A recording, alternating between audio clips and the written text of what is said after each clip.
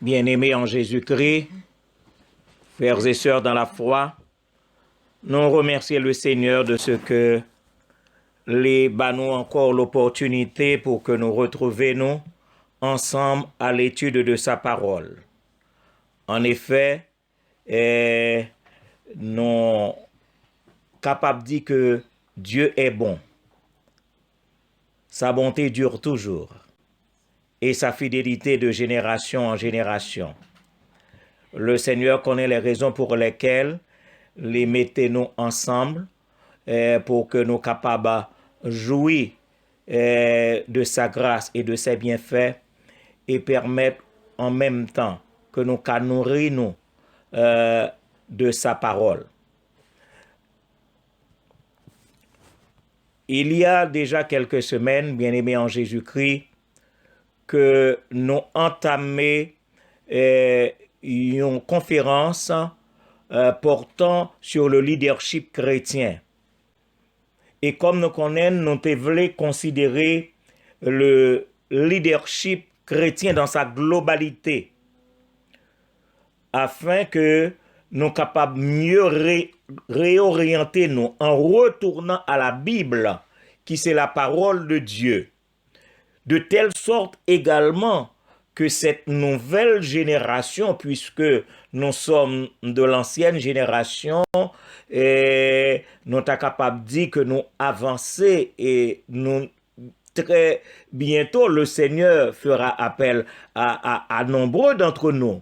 Mais nous reconnaître que par ces études, bien d'autres qui non seulement à l'écoute en ligne, ensemble avec nous dans le moment ça, mais il y a d'autres qui par le biais de l'internet gagnent possibilité capable de venir ressourcer yo de telle sorte que non seulement yo réorienter yo en retournant à la Bible qui c'est la parole de Dieu, mais également réorienter les autres, les chutés, les indécis et porter yo à emboîter le pas vers le futur bienheureux tandis que nous attendons encore le retour de notre Seigneur Jésus-Christ. Et le texte que nous avions considéré, c'est 1 Timothée 3, le verset 1er, où l'apôtre Paul t'a écrit et dit à Timothée, si quelqu'un aspire à la charge d'évêque, il désire une œuvre excellente. Si quelqu'un aspire à la charge d'évêque, il désire une œuvre excellente. Mais nous rendons compte que gagner en pile monde qui gagne intention, qui gagne aspiration pour que yo mettez yo à l'œuvre. Et c'est l'une des raisons pour lesquelles nous t'ai présenté, nous t'ai dit que nous avons considéré cette aspiration à 3 niveaux. La vocation, la prétention, la présomption, et en long et en large, nous te débattre ça pour nous déjà. Mais le premier chapitre que nous avions considéré, c'était la vocation, le leader, sa prédestination, selon le plan de Dieu, selon les dons de Dieu. Le leader, sa consécration divine, sa consécration personnelle. Nous t'ai considéré sa vision temporelle et sa vision éternelle, parce que le leader, par vocation, nous croyons que lui doit gagner, lui doit quelqu'un prédestiné par Dieu et quelqu'un consacré pour le service et quelqu'un qui gagne une vision on est pour le troupeau que le Seigneur confie. Ok. Et après, nous avons abordé le second chapitre, c'est la fonction ministérielle du leader. Et nous avons les qualifications requises, les qualifications spirituelles, les qualifications théologiques, les qualifications familiales, les qualifications sociales et les qualifications académiques. Nous voulons, je dis que le Seigneur bat nous opportunité ça, aborder un autre point.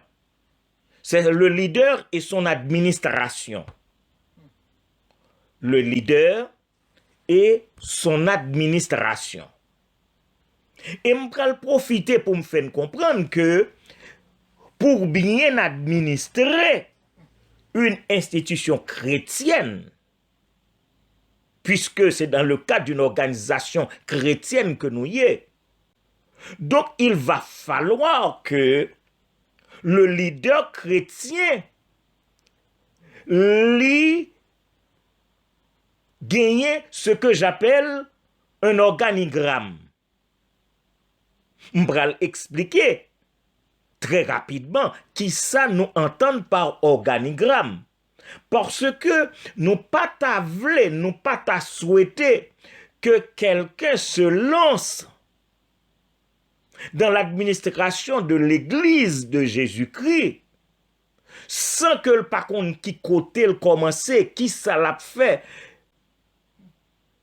et comment s'y prendre.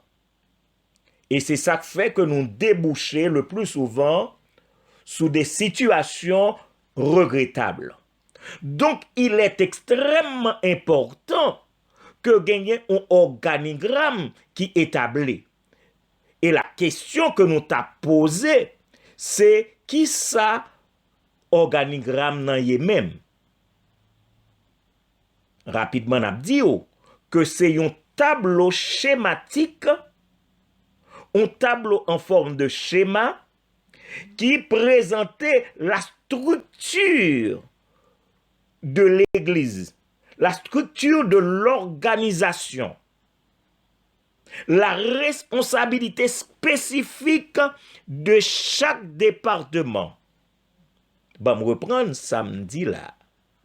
C'est un tableau schématique qui présentait la structure de l'organisation, la structure de l'Église, et qui présentait la responsabilité spécifique de chaque département. Non seulement la responsabilité de chaque département, mais aussi les rapports de ces départements les uns avec les autres. Et m'pral dit en finale, la subordination de ces départements dans un cadre hiérarchique. Bon, essayez expliquer plus bien. Pour bien fonctionner l'institution, il va falloir que le leader en question lui établit des départements et montrer liaison qui gagne entre les départements et département ça yo en bas la supervision de leader là, de son comité directeur. Toutefois, bon, une parenthèse pour me faire connaître qu'il faut beaucoup faire attention. Il faut faire beaucoup attention à tout organigramme qui t'a mette, qui t'a pris chance pour y mettre le leader ou bien le comité avant Jésus-Christ. Dans l'organigramme de toute église chrétienne, Jésus-Christ est à la tête. Le pasteur vient après Jésus-Christ parce que Jésus-Christ sous tête pasteur là.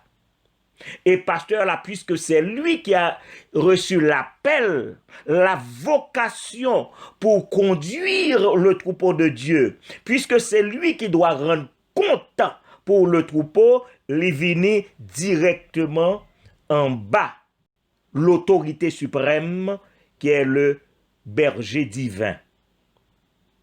Tout autre membre de conseil, yo en accord avec le pasteur et ils doivent rendre compte dans le schéma, dans l'organigramme de l'Église. Maintenant, les autres départements, ok, yo liés ensemble, mais yo doit connaître que yo subordonné dans un cadre hiérarchique. Maintenant, nous t'arrêtons que nous prêtons attention nous, pour me dire nous que, en tant que futur leader, ou bien si là yo qui a coûté, et que bon Dieu, ou pas jamais connaît, dans un temps pas trop lointain, fait appel ou besoin connaît que il est important de souligner que l'exécution d'une même tâche, tendez ça bien,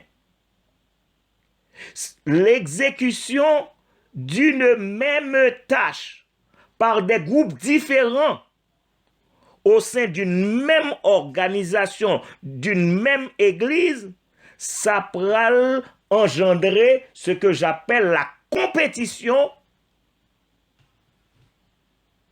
et le plus souvent des scènes de jalousie. Bon, me reprend samedi là. Parce que le plus souvent, si le leader ne contrôle pas bien les différents départements,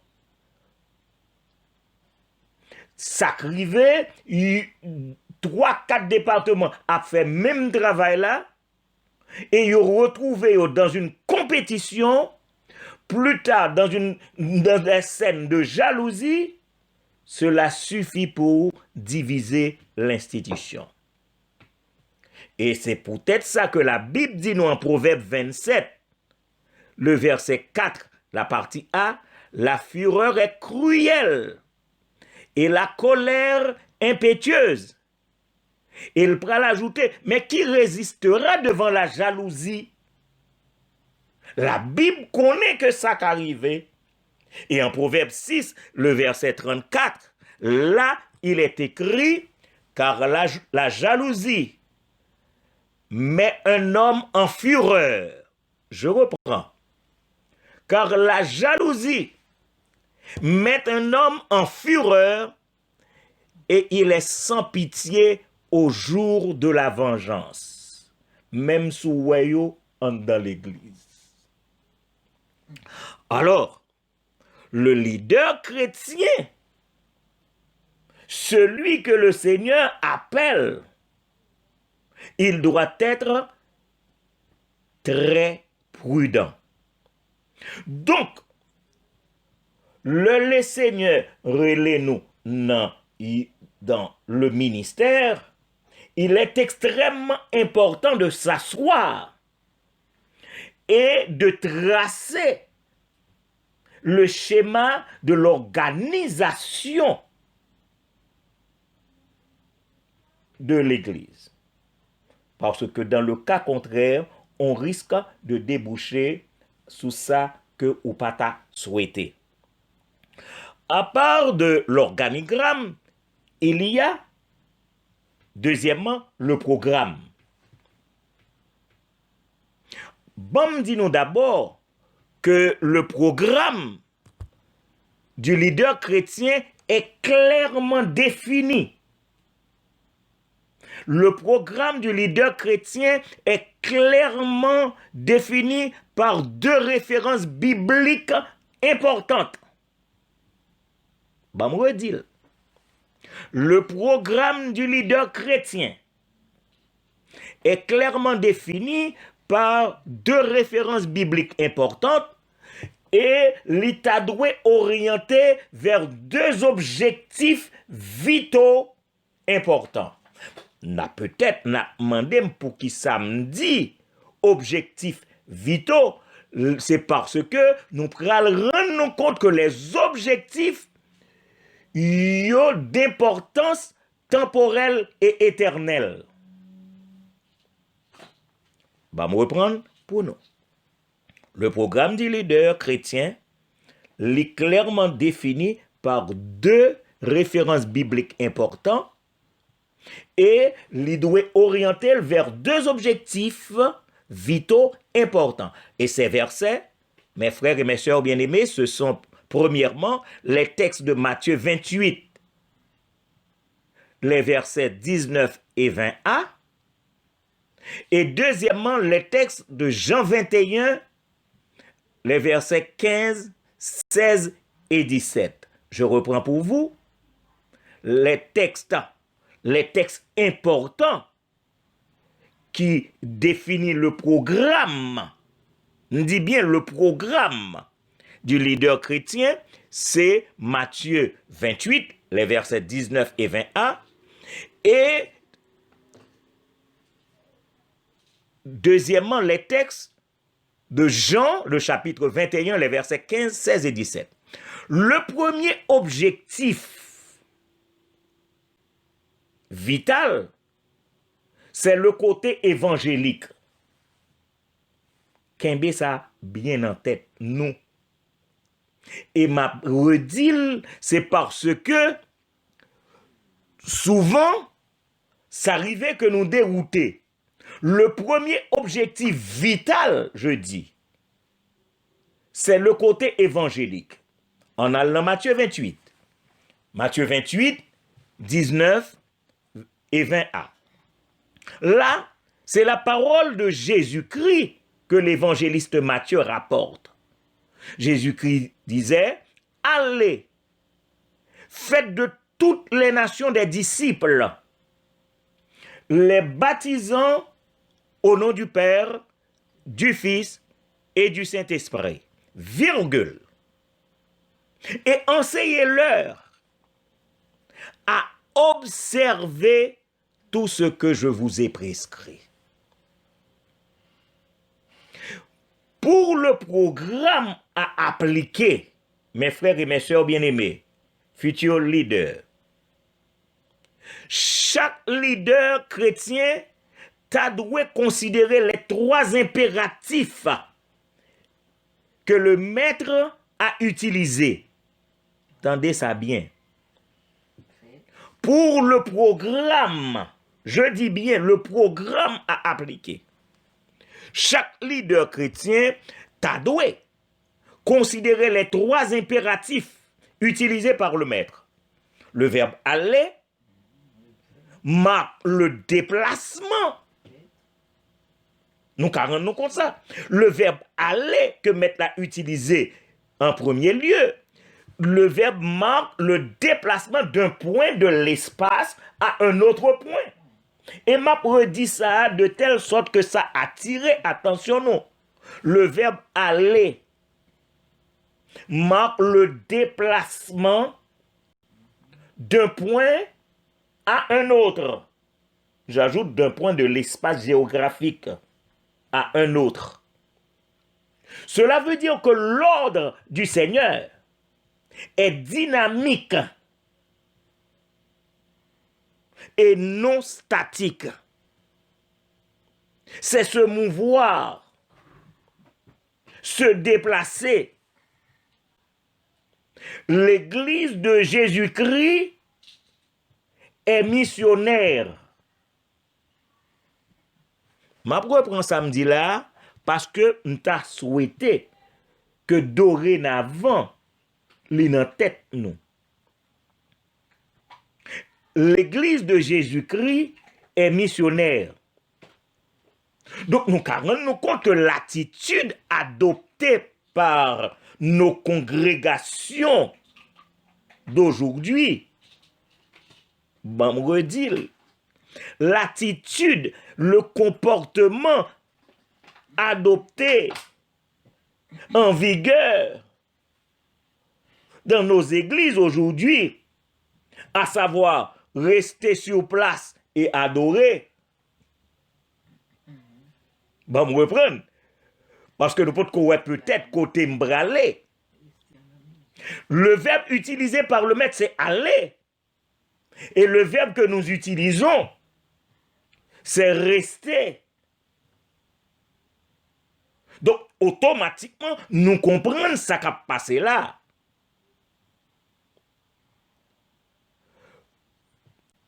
Cela veut dire que il y a une certaine ambiguïté.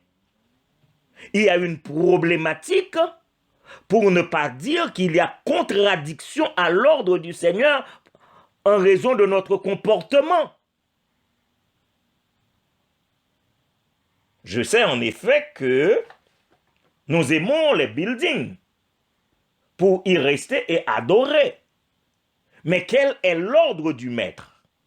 Le verbe utilisé, le premier verbe utilisé à l'impératif, c'est aller. Le deuxième verbe, c'est faire.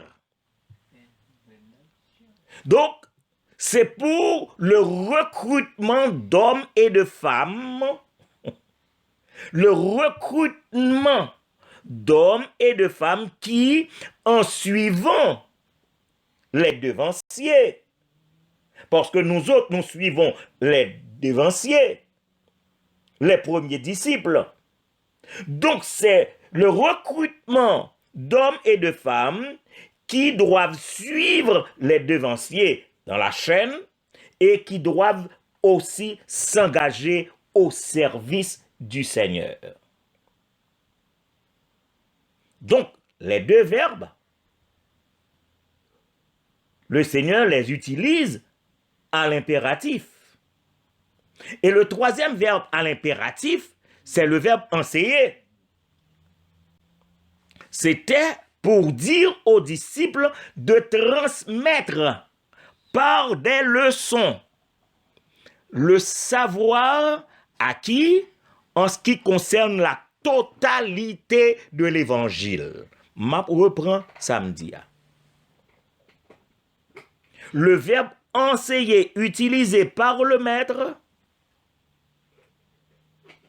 c'était pour dire aux disciples, pour que ils transmettent, retransmettre par des leçons comme dans une école, le savoir acquis. Le savoir acquis en ce qui concerne l'évangile dans sa totalité. C'est l'une des raisons pour lesquelles l'apôtre Paul dit à Timothée, ce que vous aviez appris de moi, ou besoin enseigner à d'autres.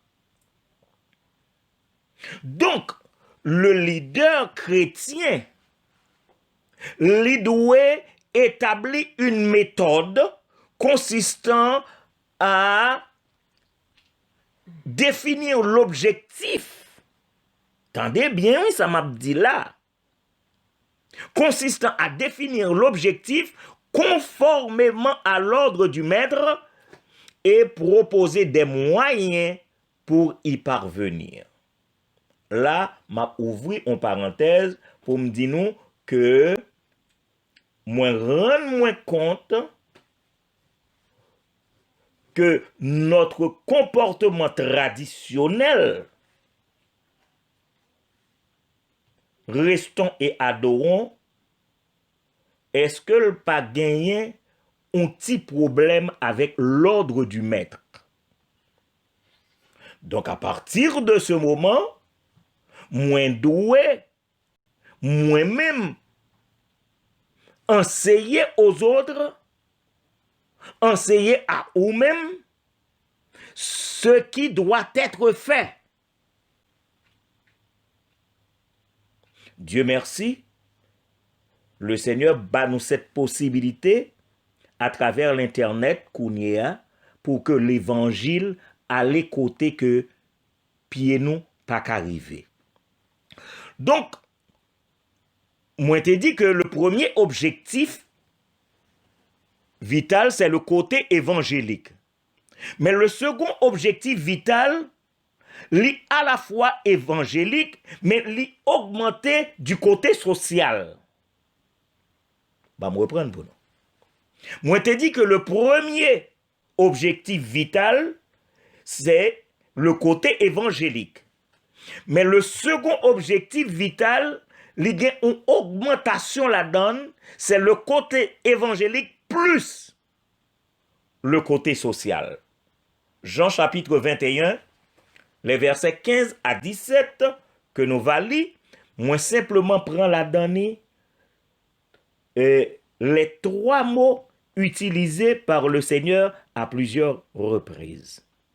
Côté en parlant à Pierre, il dit paix mes brebis. Nous rendons nous compte que cette parole, ces propos prononcés par le maître, lui nécessitait un grand débat. Parce que c'est pas sans raison que le Seigneur, s'adressant à l'un de ses disciples, lui dit de façon singulière, paix mes brebis. Trois mots. On doit premièrement considérer le verbe utilisé par le maître dans son sens étymologique. Cela veut dire que quand le Seigneur dit à Pierre, paix mes brebis, ça veut dire que le berger doit porter une attention continuelle sur les brebis. Ben, moi, dit samedi là. Le berger doit porter une attention continuelle sur les brebis du Seigneur. 2. Le berger doit apporter de l'aide à la brebis exposée au danger. Bah, moi, dit,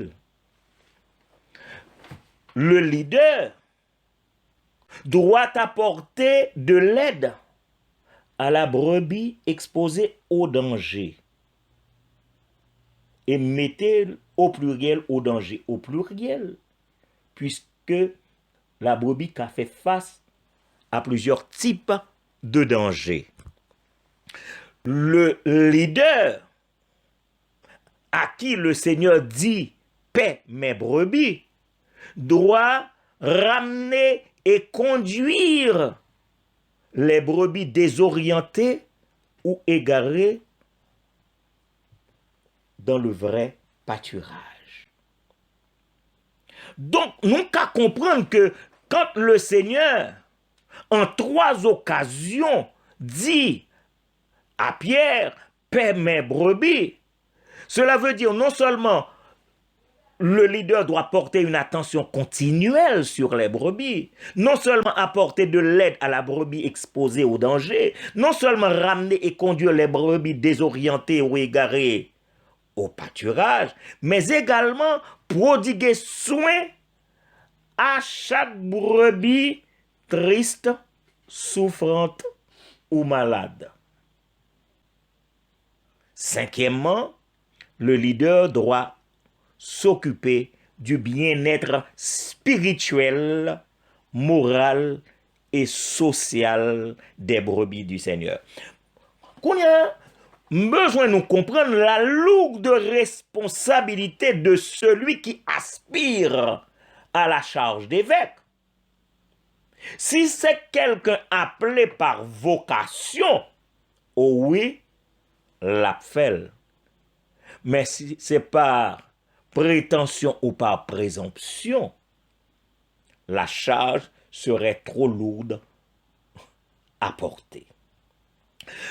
Maintenant, besoin d'attirer l'attention du leader chrétien pour le cas pas fait erreur, parce que gardez les 3 mots que notre Seigneur a utilisés. Paix mes brebis. C'est pas paix vos brebis. Mes brebis, donc les mais sert à rappeler au leader, au berger humain, qu'il n'est qu'un gérant, qu'il n'est pas le propriétaire des brebis. Bah, moi, dis. il n'est qu'un gérant. Le berger humain, il n'est qu'un gérant, il n'est pas le propriétaire des brebis. Jésus-Christ dit, paie mes brebis. Mais là, besoin d'attirer attention, nous, parce que nous sommes plusieurs à suivre cette étude sur le leadership chrétien. Besoin d'attirer attention nous sur le troisième terme que notre Seigneur Jésus-Christ a utilisé, le terme brebis. Gardez bien, le Seigneur utilisait le nom d'un animal pour représenter les fidèles de son Église. Le Seigneur utilise le nom d'un animal pour représenter, pour essayer, montrer nous la position des fidèles de son Église. Qu'est-ce que cela veut dire? Cela veut dire que le chrétien, et si là nous-mêmes que nous avons possibilité pour nous suivre, cela veut dire que c'est pour faire comprendre que le chrétien doit faire preuve d'une docilité exceptionnelle. Va me reprendre. Que le chrétien, je dis bien, le chrétien doit faire preuve d'une docilité exceptionnelle quant aux ordres du divin berger. J'ajoute, du divin berger. Le berger humain ne fait que transmettre, retransmettre l'ordre du divin berger. Alors, je parle du vrai leader chrétien. Donc, la brebis, lui doit songer qu'elle c'est brebis. Le Seigneur n'a pas choisi le lion. Le Seigneur n'a pas choisi le chien qui est très intelligent parmi les animaux. Mais le Seigneur a choisi la brebis. Donc, je dis tout cela, c'est de telle sorte que le leader doit échafauder un programme qui correspond aux ordres du maître, sachant que le maître se soucie du travail,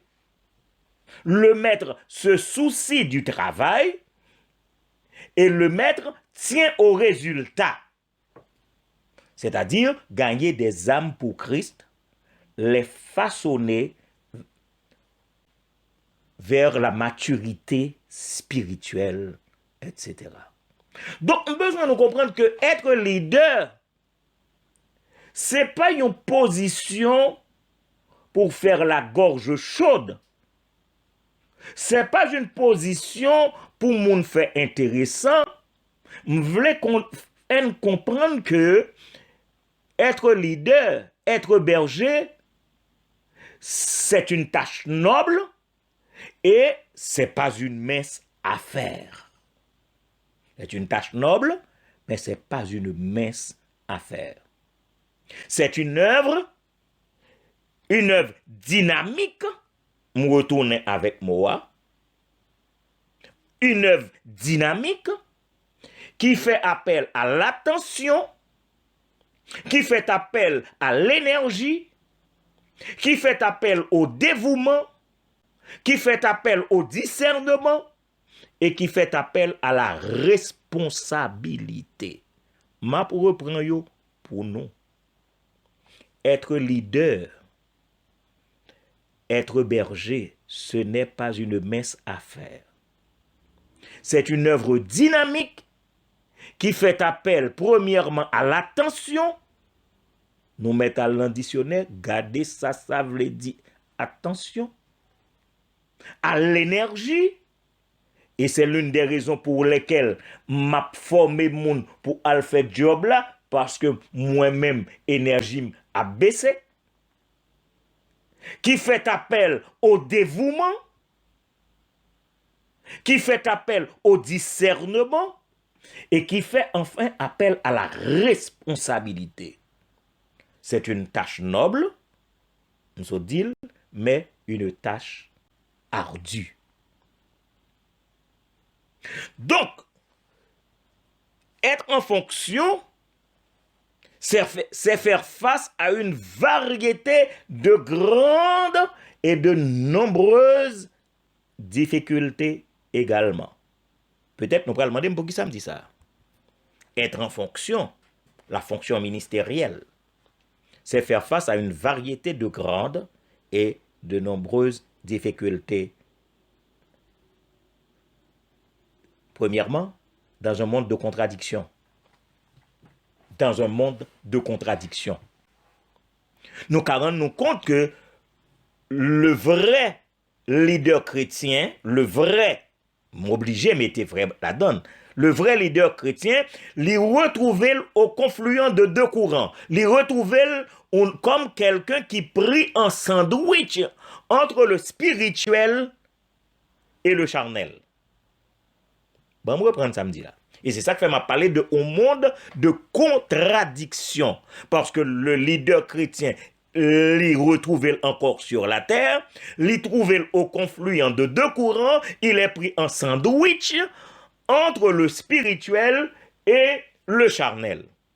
D'ailleurs, c'est la Bible qui dit nous en Galates 5, le verset 17, la chair a des désirs contraires à ceux de l'esprit, et l'esprit en a de contraires à ceux de la chair. Ils sont opposés entre eux. Donc, dans le domaine de la religion, on nous reconnaît le problème est grave. Sans que nous ne rentrer dans l'étude des religions, les religions comparées, nous avons besoin de noter que dans le christianisme, il y a une divergence d'opinion. Et ces divergences d'opinion, nous avons dit, ils prennent encore et ils donnent naissance à des courants différents, à des dénominations différentes dans le christianisme. Divergence d'opinion, divergence d'interprétation, et ça baille à des dénominations différentes, des courants différents. D'où la nécessité pour le leader par vocation, de bien penser à sa préparation et bien comprendre son rôle et ses défis.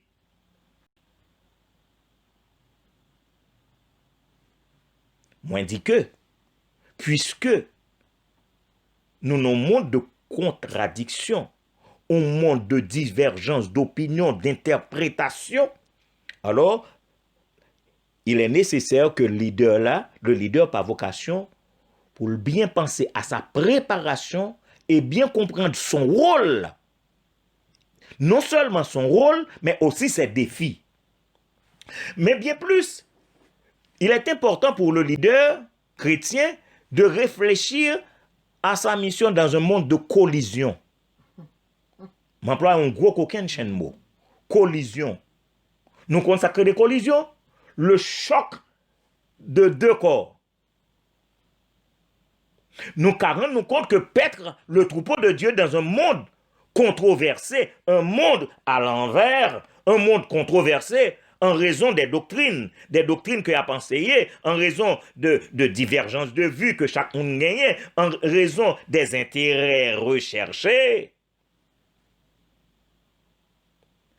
Donc, c'est pas une mince affaire. D'ailleurs, dans Jude, monde qui t'a fait Jude ensemble avec, au verset 4, là, il est écrit, il s'est glissé parmi vous certains hommes dont la condamnation est écrite depuis longtemps, des impies, qui changent la grâce de notre Dieu en dissolution et qui renient notre seul Maître et Seigneur Jésus-Christ. Donc, nous sommes avertis.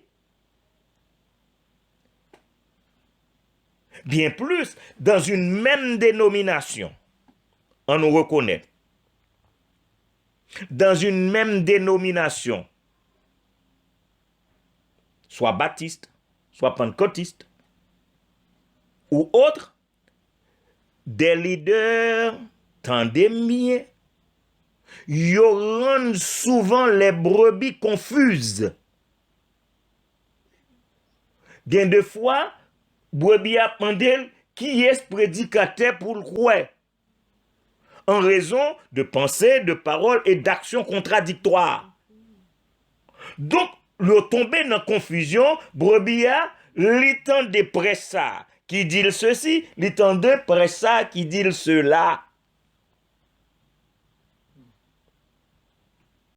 À noter les contradictions de la part des faux enseignants et des fausses doctrines. Notez les motifs, parfois les motifs, je dis les motifs, avoués ou inavoués, que nourrissent des leaders au sein d'une même congrégation. Donc tout cela rend difficile le travail d'un vrai leader chrétien.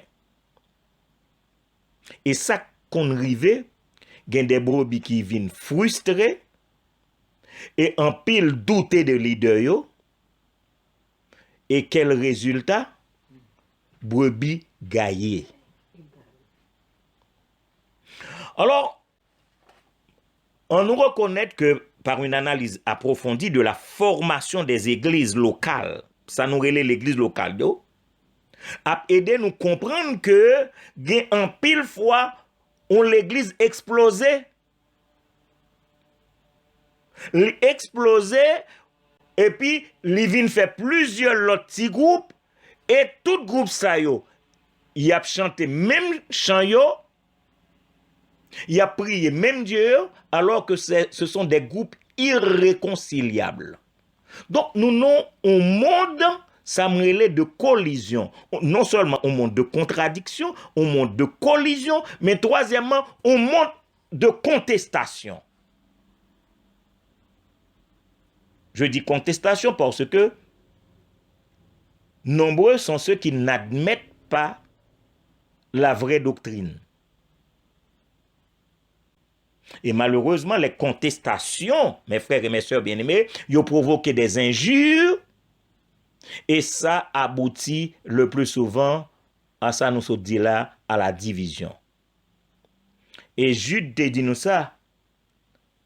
Les versets 10 et 11, eux, au contraire, ils parlent d'une manière injurieuse de ce qu'ils ignorent. Et ils se corrompent dans ce qu'ils savent naturellement comme les brutes. Malheur à eux, car ils ont suivi la voie de Caïn. Ils se sont jetés pour un salaire dans l'égarement de Balaam. Ils se sont perdus par la révolte de Corée. Mais là, prêtez attention, parce que je parle d'un bagage qui concerne un pile monde. La pire situation, c'est la contestation des brebis elles-mêmes. Tendez ça bien.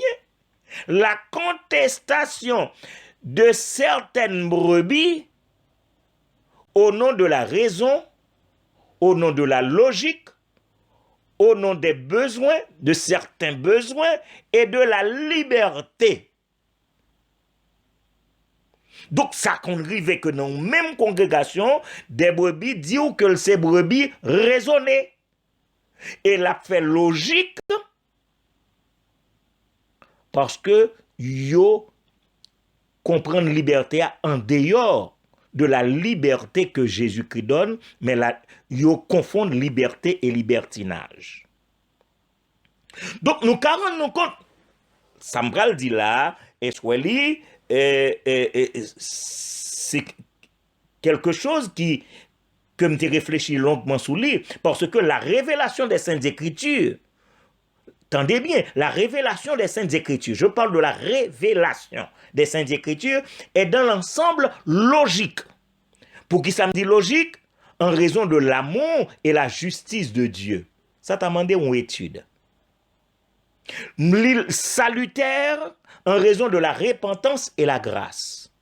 Donc, les logiques, bon Dieu gagne l'amour, mais bon Dieu juste tout. Est-ce qu'il est salutaire parce que si je me repentis, je vais jouer une grâce, bon Dieu.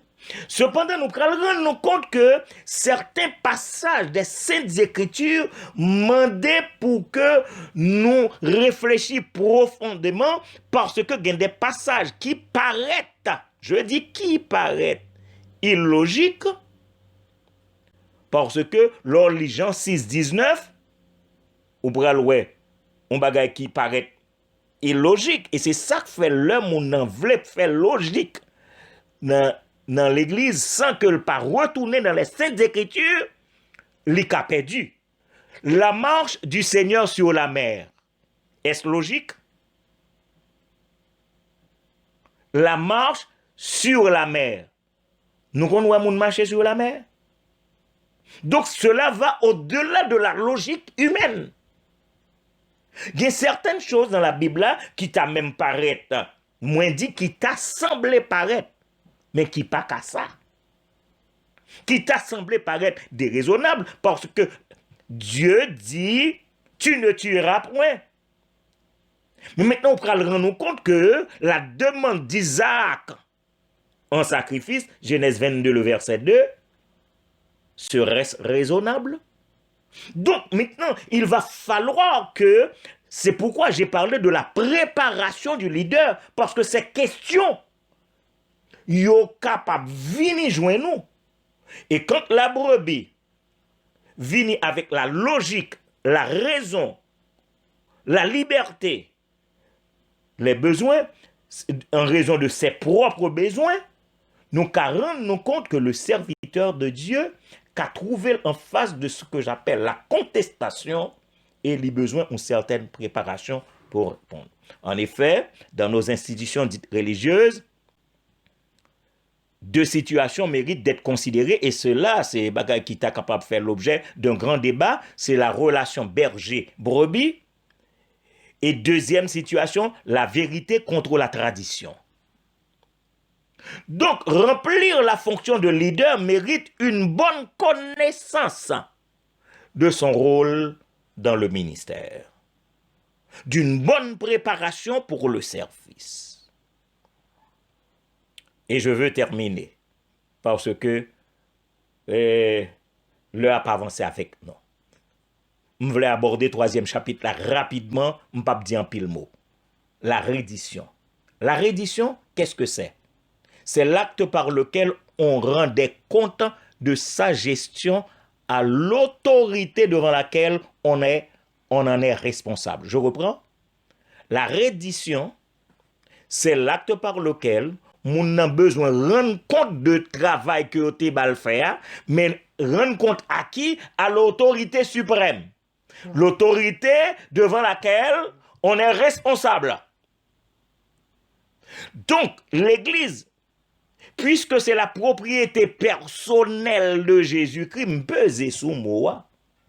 L'Église, puisque c'est la propriété personnelle de Jésus-Christ, leader doit attendre que le bras rende Jésus compte.